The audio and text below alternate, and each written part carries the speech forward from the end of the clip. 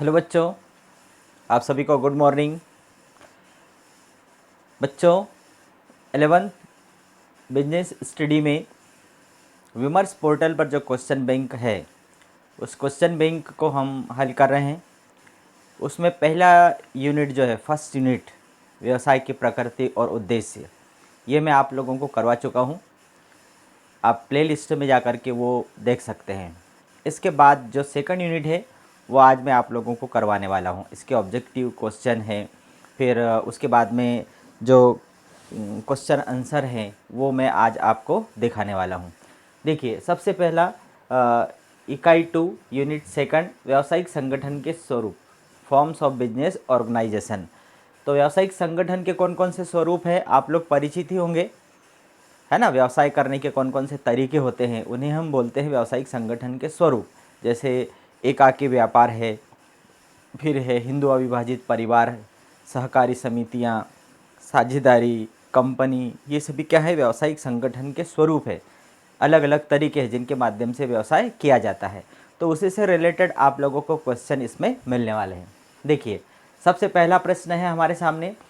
बच्चों, मैं आप लोगों को ये भी बता दूं कि इस यूनिट में से 3 नंबर के ऑब्जेक्टिव आने वाले हैं, 3 नंबर का एक क्वेश्चन आने वाला है और 4 नंबर का एक क्वेश्चन आने वाला है। इस प्रकार से आपको 4, 3, 7 और 3, 10, इस यूनिट के ऊपर आपको 10 मार्क्स मिलने वाले हैं, है ना। तो 3 नंबर के ऑब्जेक्टिव के लिए हमारे सामने 3 प्रकार के प्रश्न दिए गए हैं। इसमें ट्रू और फॉल्स, सत्य असत्य हैं, रिक्त स्थानों की पूर्ति कीजिए और सही जोड़ी दीजिए, बनाइए। इन तीनों में से आपको एक एक क्वेश्चन आपके एग्ज़ाम में मिलने वाला है। अब रही दूसरी बात, अभी जैसे कुछ पेपर न्यूज़ और टीवी न्यूज़ से आप लोगों को पता चल रहा है कि पेपर 9वीं 11वीं के जो एग्ज़ाम हैं वह ऑफलाइन नहीं होंगे, आपको घर पेपर दिया जाएगा। देखिए, पेपर तो होगा, चाहे आप स्कूल में आकर के करें चाहे घर पर आकर के करें। हमने यदि पढ़ा है तो हम सही आंसर लिखेंगे, और यदि हमने नहीं पढ़ा है तो फिर हमें किसी दूसरी की तरफ देखना पड़ेगा या फिर कुछ सहारा लेना पड़ेगा, किसी प्रकार से आप उसको करोगे। तो चाहे परीक्षा तो होगी 101%, बस उसका तरीका बदल जाएगा कि या तो आपको स्कूल में आकर देना पड़ेगा या फिर आपको घर से देना पड़ेगा। तो तैयारी दोनों कंडीशन में हमें करना है, इसलिए ये तैयारी हमें करना है। चलिए, सबसे पहला क्वेश्चन है सत्य असत्य बताइए। सत्य असत्य में पहला ही है हमारे सामने, एकाकी व्यापार में जोखिम तत्व नहीं होता है। अब देखिए, जोखिम मतलब रिस्क। कोई सा भी व्यापार हो, रिस्क के बिना व्यापार नहीं हो सकता। रिस्क के बिना व्यापार नहीं हो सकता, जोखिम के बिना व्यापार हो ही नहीं सकता है। आप एक छोटी सी दुकान स्टार्ट करिए, आप उसमें 50,000 रुपये इन्वेस्टमेंट करेंगे। ये क्या है, आपने रिस्क उठाइए, 50,000 रुपये पहला इन्वेस्ट किया है। अब उसमें प्रॉफिट मिलेगा नहीं मिलेगा ये फ्यूचर की बात है, ये मतलब ये जोखिम तो है ही। तो एकाकी व्यापार में जोखिम तत्व नहीं होता है, ये बात क्या है, ये असत्य है। ये बात क्या है, असत्य है। इसलिए हम इसको क्या बोलेंगे, मैं अंग्रेजी में यहाँ लिख देता हूँ, ये क्या है, ये फॉल्स है। ठीक है। दूसरा है साझेदारी फर्म का पंजीयन ऐच्छिक होता है। आप लोगों ने साझेदारी व्यवसाय के बारे में पढ़ा होगा कि जिसमें कम से कम 2 और अधिक से अधिक 50 लोग मिल करके एक व्यवसाय को चलाते हैं। अब इसका रजिस्ट्रेशन अनिवार्य है कि ऐच्छिक है। तो साझेदारी फर्म का पंजीयन ऐच्छिक होता है। ऐच्छिक का मतलब होता है कि साझेदारों की इच्छा पर डिपेंड करता है कि वह उसका पंजीयन करवाना चाहते हैं या नहीं करवाना चाहते हैं। आपको यदि गवर्नमेंट की सुविधाएं लेना है तो आपको रजिस्ट्रेशन कराना पड़ेगा, और यदि आपको नहीं, आपकी इच्छा है तो आप नहीं भी करा सकते। इसका मतलब ये जो क्या है, ये सही है, ट्रू है कि साझेदारी फर्म का पंजीयन ऐच्छिक होता है। तीसरा है सहकारी समितियों के अंश अहस्तांतरणीय होते हैं। भाई, जो सहकारी समितियां होती है, ये सोसाइटीज़ या ग्रुप्स, है ना, तो ये सदस्य मिल करके एक समिति बनाते हैं। सहकार मिल करके किसी काम को करने के उद्देश्य से सहकारी समितियां बनाते हैं। अब इनमें अंश होते हैं, तो इसका मतलब है कि सहकारी समितियों के अंश अहस्तांतरणीय होते हैं। इसका मतलब कि उस सदस्य जो है वो अपनी सदस्यता किसी दूसरे व्यक्ति को ट्रांसफ़र नहीं कर सकता। इसका मतलब ये हुआ, एकदम राइट है कि जो सदस्य बना है वो अपना जो हक है वो किसी दूसरे व्यक्ति को नहीं दे सकता। तो ये भी क्या है, ये भी एकदम ट्रू है। चौथा है, एक सार्वजनिक कंपनी के अंशों का हस्तांतरण नहीं हो सकता। सार्वजनिक कंपनी है ना, सार्वजनिक कंपनी मतलब पब्लिक कंपनी। सरकारी कंपनी के अंशों का हस्तांतरण नहीं हो सकता है, ये गलत है, क्योंकि सरकारी कंपनी के अंशों का हस्तांतरण हो सकता है। तो यहाँ पर ये क्या हो गया, फॉल्स हो गया। अगला है, निजी कंपनी प्रविवरण जारी नहीं करती है, एकदम राइट है। जब कंपनी का समामेलन होता है रजिस्टर ऑफिस में, समामेलन होने के बाद में, समामेलन का प्रमाण पत्र मिलने के बाद में एक निजी कंपनी अपना व्यापार तुरंत प्रारंभ कर देती है, जबकि एक सार्वजनिक कंपनी को प्रविवरण जारी करना पड़ता है, उसके बाद ही वो अपना व्यापार प्रारंभ कर सकती है। तो इसका मतलब निजी कंपनी प्रविवरण जारी नहीं करती है, ये सही है। ठीक है, तो पहला गलत हो गया, दूसरा सत्य हो गया, तीसरा भी सत्य हो गया, चौथा असत्य हो गया और पांचवा सत्य हो गया। ठीक है, ये सत्य सत्य आपको क्लियर हो गए होंगे। अब हम चलते हैं through fill in the blanks, रिक्त स्थानों की पूर्ति तरफ चलते हैं। रिक्त स्थानों की पूर्ति, अब देखिए इनमें तीनों में से एक एक क्वेश्चन आपको परीक्षा में मिलने वाला है। रिक्त स्थानों की पूर्ति में, कंपनी की पूंजी के एक भाग को खालिस्तान कहते हैं।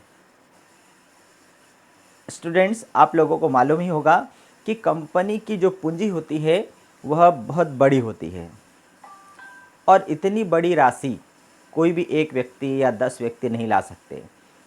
कंपनी इतनी बड़ी राशि कहाँ से लेकर आती है, कहाँ से एकत्रित करती है, तो पब्लिक से इकट्ठे करती है। वह अपनी पूंजी को छोटे छोटे टुकड़ों में बांट देती है, और उन्हीं टुकड़ों को हम बोलते हैं अंश, अंग्रेजी में उसको बोलते हैं शेयर, है ना। तो यहाँ पर कंपनी की पूंजी के एक भाग को क्या बोलते हैं, हम अंश बोलते हैं। एक भाग को हम क्या बोलते हैं, अंश, जिसे अंश पूंजी कहा जाता है। ठीक है, शेयर।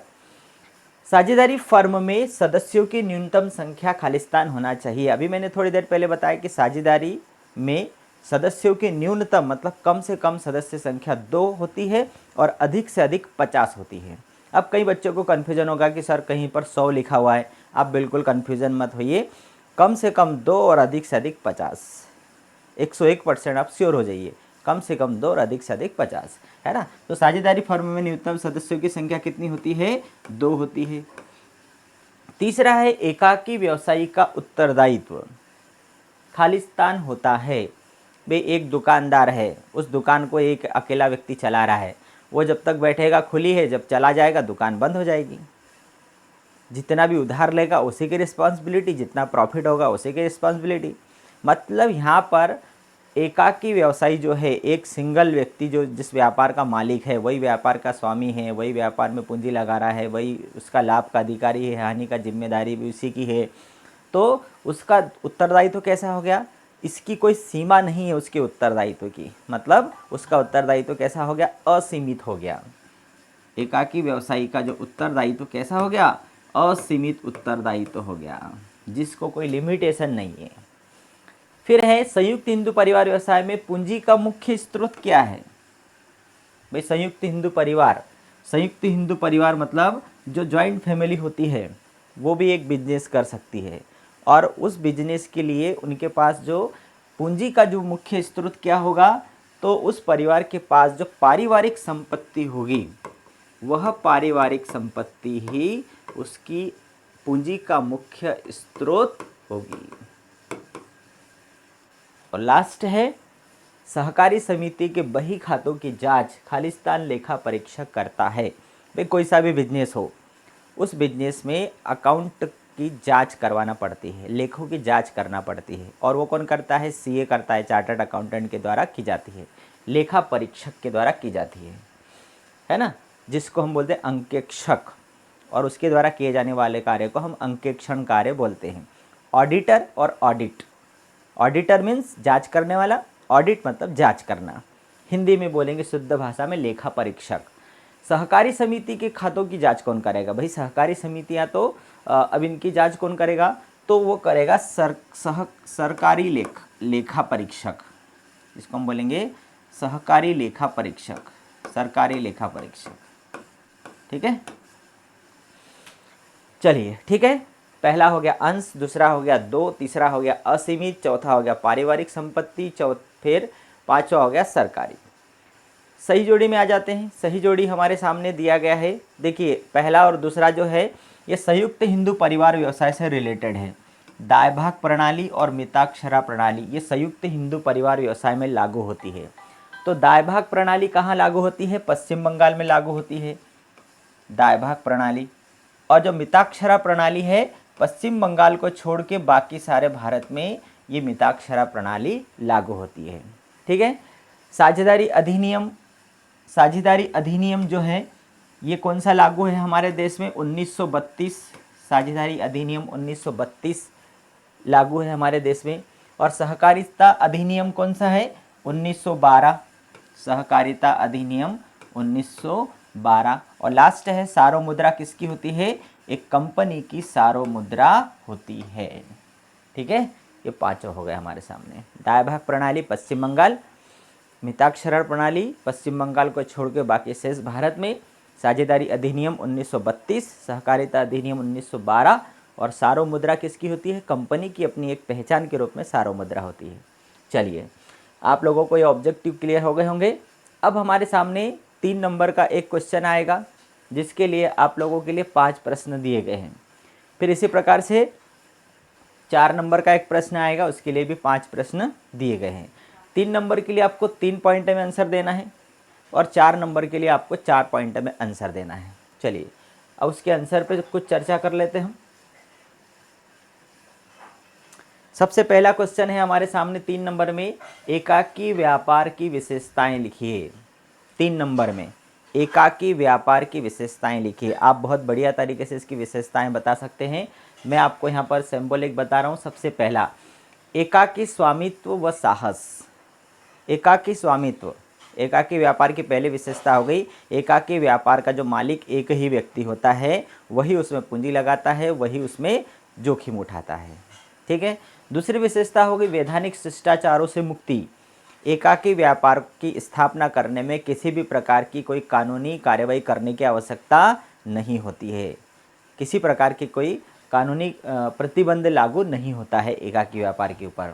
और तीसरी विशेषता है एकाकी प्रबंध। एकाकी प्रबंध का मतलब होता है एक ही व्यक्ति उसका मैनेजमेंट करता है, एक ही व्यक्ति अपने नियम लागू करता है उसमें, वही उसको फॉलो करता है। मतलब एक ही व्यक्ति का मैनेजमेंट उस पर लागू होता है। व्यापार का संचालन और प्रबंध प्रायः एकाकी व्यापारी स्वयं ही करता है तथा व्यापार का प्रबंधकर्ता एवं मैनेजर भी वही होता है। ठीक है। और दूसरा क्या हो गया? एकाकी व्यापार को प्रारंभ करने में किसी प्रकार का कोई वैधानिक प्रतिबंध लागू नहीं होता है। और इसमें एकाकी व्यापार में व्यापार का स्वामी एक ही व्यक्ति होता है तथा वह व्यापार के समस्त कार्यों के लिए स्वयं उत्तरदायी होता है। बस आपको ये 3 पॉइंट लिखना है और तीनों में एक एक लाइन लिखना है। एकाकी व्यापार का स्वामित्व और साहस। तो एकाकी व्यापार में व्यापार का स्वामी एक ही व्यक्ति होता है और वह व्यापार के समस्त कार्यों के लिए स्वयं उत्तरदायी होता है। एकाकी व्यापार को प्रारंभ करने के किसी प्रकार की कोई वैधानिक प्रतिबंध लागू नहीं होता है। और व्यापार का संचालन और प्रबंध एकाकी व्यापार स्वयं ही करता है। एकाकी व्यापारी स्वयं ही करता है, वही उसका प्रबंधक भी होता है, वही उसका मैनेजर भी होता है। चलिए दूसरा प्रश्न है, एक प्राइवेट कंपनी और सार्वजनिक कंपनी में अंतर बताना है हमें। 3 पॉइंट में बताना है। निजी कंपनी और पब्लिक कंपनी में क्या अंतर है? सदस्यों की संख्या। एक निजी कंपनी में सदस्यों की न्यूनतम संख्या 2 होती है और अधिकतम 200 होती है। ठीक है, कम से कम 2 और अधिक से अधिक 200। और पब्लिक कंपनी में न्यूनतम सदस्यों की संख्या 7 होती है और अधिकतम इसके अंशों की संख्या तक सीमित होती है। जितने उसके अंश बिकते हैं मतलब अनलिमिटेड होती है। ठीक है, तो इसमें प्राइवेट कंपनी में न्यूनतम 2 और अधिक से अधिक 200, पब्लिक कंपनी में कम से कम 7 और अधिक से अधिक उसके अंशों की संख्या तक सीमित होती है। दूसरा अंतर है जनता को निमंत्रण। निजी कंपनी अपने अंशों व ऋण पत्रों को बेचने के लिए जनता को आमंत्रित नहीं कर सकती। एक निजी कंपनी अपने अंशों व ऋण पत्रों को बेचने के लिए जनता को आमंत्रित नहीं कर सकती, जबकि एक सार्वजनिक कंपनी अपने अंशों ऋण पत्रों को बेचने के लिए जनता को आमंत्रित कर सकती है। एक याद कर लोगे, दूसरा अपने आप याद हो जाएगा। व्यापार का प्रारंभ, निजी कंपनी समामेलन प्रमाण पत्र प्राप्त होने के पश्चात अपना व्यापार प्रारंभ कर सकती है, और एक पब्लिक कंपनी समामेलन का प्रमाण पत्र प्राप्त होने के बाद अपना व्यापार प्रारंभ नहीं कर सकती है। क्यों? क्योंकि एक सार्वजनिक कंपनी को प्रविवरण जारी करना पड़ता है। ठीक है, तो ये 3 पॉइंट हो गए। कम से कम 2 और अधिक से अधिक 200, कम से कम 7 और अधिक से अधिक अंशों पर निर्भर है। इसमें ये निजी कंपनी अपने अंशों को बेचने के लिए जनता को आमंत्रित नहीं कर सकती, पब्लिक कंपनी जनता को आमंत्रित कर सकती है। समामेलन का प्रमाण पत्र प्राप्त होने के बाद निजी कंपनी अपना व्यापार प्रारंभ कर सकती है, और पब्लिक कंपनी व्यापार प्रारंभ नहीं कर सकती। ठीक है, 2 प्रश्न हो गए। तीसरा प्रश्न देखते हम। साझेदारी सल्लेख की प्रमुख बातें। भाई साझेदारी की जो स्थापना होती है तो साझेदारों के बीच में कुछ शर्तें तय होती है। भाई हम भी मान लो 4 दोस्त मिलकर कोई ऐसा काम प्रारंभ करेंगे तो पहले शर्त तय करेंगे ना कि भाई हम इतना कमाएंगे तो कैसे बांटेंगे, क्या क्या शर्तें होगी, कौन कितना काम करेगा, कौन कितना पैसा लाएगा, ये सब सल्लेख कहलाता है, समझौता कहलाता है। सल्लेख मीन्स समझौता। तो साझेदारी सल्लेख में कौन कौन सी बातें आती है? पहला, फर्म का नाम और पता। भाई आपने जो फर्म बनाई है उस फर्म का नाम क्या होगा? बच्चा भी जन्म लेता है तो उसका नामकरण करना पड़ता है। फिर उसकी पहचान किससे होती है? नाम से होती है। फिर उसका हेड ऑफिस कहाँ होगा? आपको एड्रेस भी देना पड़ेगा, नहीं तो आपकी जो फर्म फर्जी हो जाएगी। आपको एक लीगल उसका स्थायी पता बताना पड़ेगा कि आपकी फर्म का ये स्थायी पता है ना। तो फर्म का नाम और उसका पता, ये दोनों बातें आना चाहिए। दूसरा, व्यापार का क्षेत्र। उसका क्षेत्र स्थानीय होगा, प्रांतीय होगा, राष्ट्रीय होगा कि अंतर्राष्ट्रीय होगा, और उसका स्वरूप कैसा होगा, उसका स्वरूप किस प्रकार से होगा, है ना, स्वरूप और क्षेत्र। तीसरी बात है साझेदारों के नाम और पते। साझेदारों के नाम और पते, साझेदारी सल्लेख में पार्टनरशिप में जितने भी साझेदार हैं उन सभी के नाम और उनके एड्रेस वो लिखे हुए होना चाहिए। तो ये 3 बातें बहुत सरल है कि फर्म का नाम और पता, दूसरा हो गया व्यापार का क्षेत्र और स्वरूप, और तीसरा हो गया साझेदारों के नाम और पते। तो ये 3 बातें साझेदारी सल्लेख से रिलेटेड हो गई। अगला प्रश्न है हमारे लिए, संयुक्त हिंदू परिवार व्यवसाय की विशेषताएं बताना है हमें। संयुक्त हिंदू परिवार व्यवसाय की विशेषताएं 3 पॉइंट में दिखाना है आपको। भैया संयुक्त हिंदू परिवार व्यवसाय की विशेषताओं में पहला हो गया पारिवारिक व्यवसाय। भाई संयुक्त हिंदू परिवार आ गया, मतलब ये कौन सा व्यवसाय हो गया? परिवार का व्यवसाय हो गया। परिवार के सदस्य मिलकर एक व्यवसाय को चलाते हैं। दूसरी विशेषता सदस्यता। संयुक्त हिंदू परिवार व्यवसाय में जन्म लेने वाला प्रत्येक बच्चा उसका सदस्य हो जाता है। जन्म लेने मात्र से उस व्यवसाय का सदस्य बन जाता है वो, तो सदस्यता उसको मिल जाती है। तीसरा, असीमित उत्तरदायित्व। प्रत्येक सदस्य का, इसमें मुखिया का दायित्व जो है असीमित रहता है। मुखिया का दायित्व कैसा रहता है? असीमित होता है, किंतु अन्य सदस्य दायित्व से मुक्त रहते हैं। जो मुखिया होता है संयुक्त हिंदू परिवार का, उसका दायित्व अनलिमिटेड होता है। प्रबंध व्यवस्था। व्यवसाय के समस्त प्रबंध व्यवस्था का भार मुखिया पर ही होता है। ठीक है, तो आप 3 पॉइंट लिख सकते हैं, पारिवारिक व्यवसाय, सदस्यता, असीमित उत्तरदायित्व, प्रबंध व्यवस्था। अगला पॉइंट है सहकारी समितियों के लाभ लिखना है। 3 पॉइंट बताना है। भाई सहकारी समितियों का सबसे पहला प्रॉफिट क्या है? साख सुविधाएं। साख सुविधा का मतलब होता है साख सहकारी समितियों के माध्यम से सदस्यों को साख सुविधाएं उपलब्ध होती है। साख सुविधा मतलब उधार की व्यवस्था। भाई आज जैसे मान लो ग्रामीण क्षेत्र में किसी व्यक्ति को उधार पैसा चाहिए तो साहूकारों के चंगुल में फंस जाता है ऊंची ब्याज दरों में, और फिर धीरे धीरे उसकी सारी संपत्तियां बिक जाती है।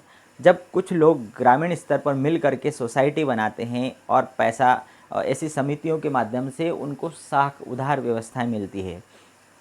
जैसे सहकारी समिति, ये क्या है? एक समिति है। ये हमारे गांव में जो सहकारी समितियां होती है, सेवा सहकारी मर्यादित जो समितियां होती है ना, सोसाइटी जिसको बोलते हैं, जिसके माध्यम से आपको चावल, तेल, शक्कर, फिर राशन पानी जो मिलता है, वो सहकारी समितियां हैं। तो इनके माध्यम से आज किसानों को लोन मिलता है 0% दर पर। तो ये क्या है, साख सुविधाएं उपलब्ध कराती है, आसान दरों पर साख सुविधा उपलब्ध कराती है, ये लाभ हो गया। दूसरा, कम ब्याज पर ऋण, कम से कम ब्याज दर पर ऋण उपलब्ध कराती है। मध्यस्थों की समाप्ति, इसमें मीडिएटर समाप्त हो जाता है।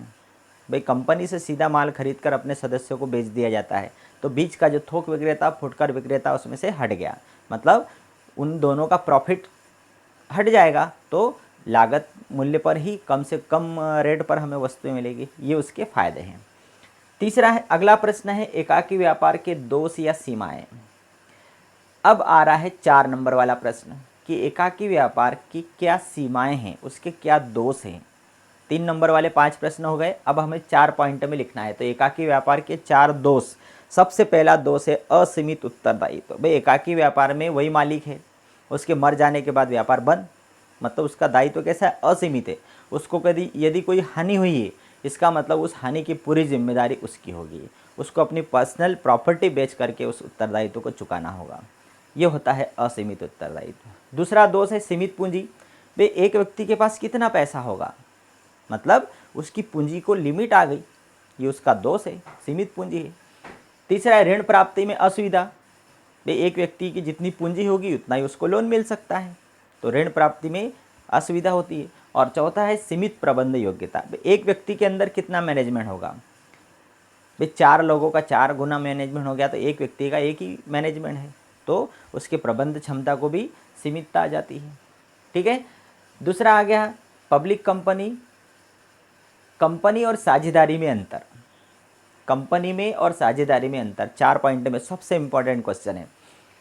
कंपनी अधिनियम 1956 लागू होता है और साझेदारी अधिनियम 1932 लागू होता है। कंपनी का अपना एक पृथक अस्तित्व होता है, साझेदारी का अस्तित्व अपने सदस्यों से पृथक नहीं होता।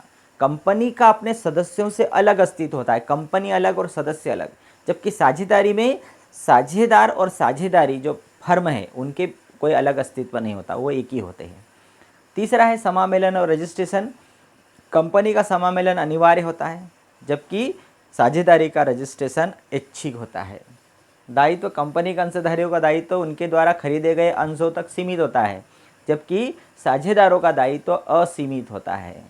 शॉर्ट में लिखेंगे तो कंपनी के सदस्यों का दायित्व सीमित होता है और साझेदारों का दायित्व असीमित होता है। इसमें रजिस्ट्रेशन अनिवार्य है, इसका रजिस्ट्रेशन ऐच्छिक है, इसका पृथक अस्तित्व होता है, इसका पृथक अस्तित्व नहीं होता। इसमें कंपनी अधिनियम 1956 लागू होता है, इसमें कंपनी अधिनियम 1932 लागू होता है। चलिए अगला क्वेश्चन कौन सा है, 4 नंबर में 2 प्रश्न हो गए 4 नंबर वाले। तीसरा प्रश्न देखते हैं, साझेदारी व्यापार के लाभ। लाभ ही लाभ है। पार्टनरशिप में यदि आप कोई व्यापार करना चाहेंगे तो उसके बहुत सारे लाभ है। सबसे पहला है अधिक पूंजी की सुविधा।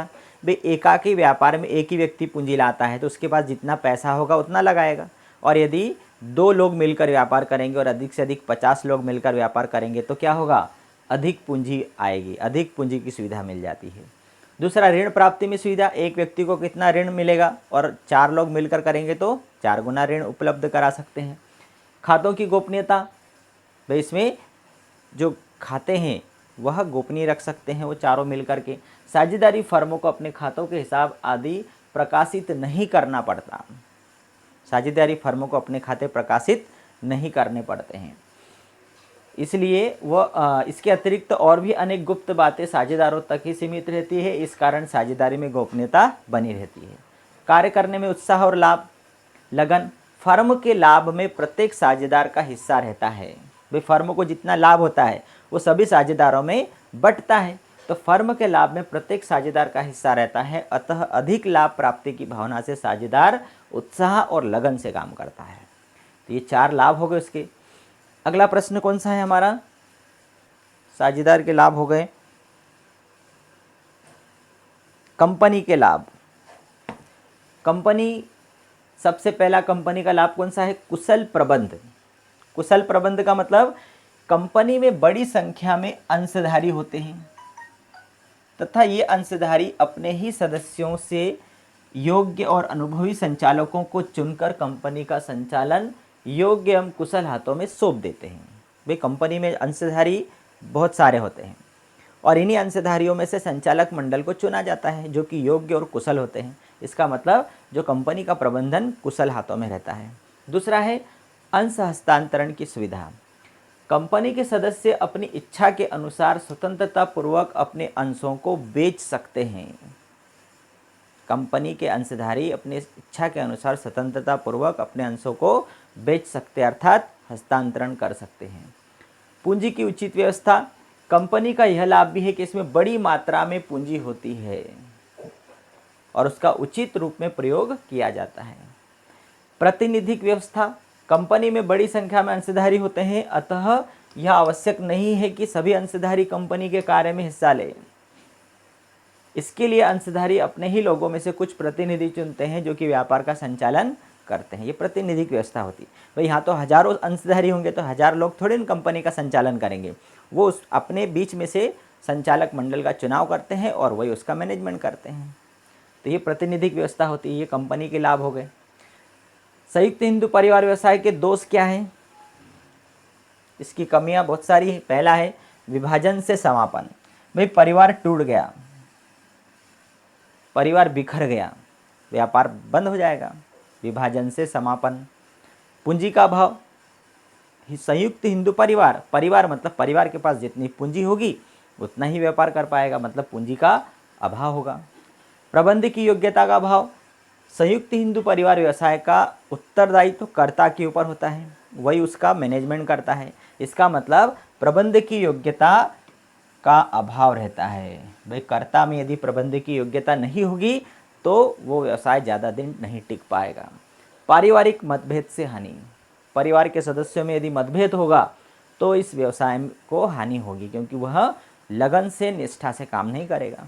तो ये उसके दोष हैं 4 नंबर के। तो ये 4 पॉइंट हम लिख सकते हैं। ठीक है, तो जो सेकंड यूनिट है, ये सेकंड यूनिट हमारी कंप्लीट हो गई। मैंने ऑब्जेक्टिव टाइप के क्वेश्चन भी बता दिए, 3 नंबर वाले भी बता दिए और 4 नंबर वाले भी आपको बता दिए।